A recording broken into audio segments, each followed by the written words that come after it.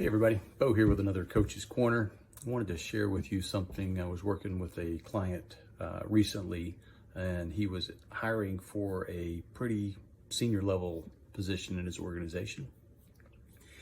And as he was preparing for the posting of the job and the job description, he kept getting more and more and more detailed in what he was describing as the job description. And as you can imagine, the job description just kept growing bigger and bigger and bigger.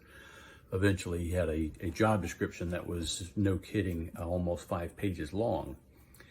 And as he was asking for my help and my feedback on the job description, and I've known this guy for a while, so obviously we have a good rapport, good conversation. And I said, you know, Joe, not his real name, it seems like you're really trying to get crystal clear and describe everything that this person is going to do. And he said, well, I am. I want to make sure I get the right person. I said, okay, but you're hiring a senior level person in the organization.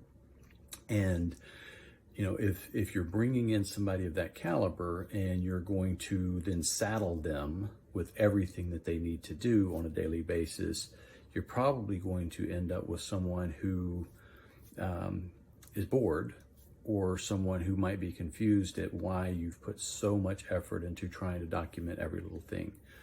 So as you're building job descriptions and you're thinking about the roles, I would encourage you to think about 2 things. Number one, what problem is this person going to solve for the organization? What's the key impact that he or she's going to have? And number 2, what are the key responsibilities? That doesn't mean that you have to list out that they've got to process payroll on Tuesdays, and they have to approve the timesheets, and they have to approve this budget thing, and they have to do this on Wednesdays.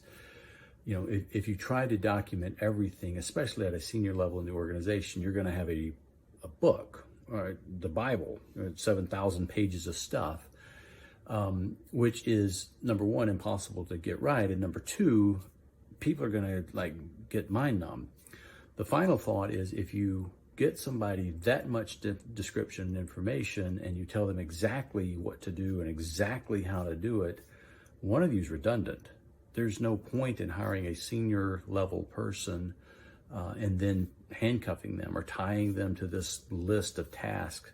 That shouldn't be a senior level position. If you're going to give them very specific tasks and information, it should be more lower in the organization, somebody that's more task oriented about getting things done, versus a senior level that's going to have a larger impact on your organization. So thanks, hope it helps.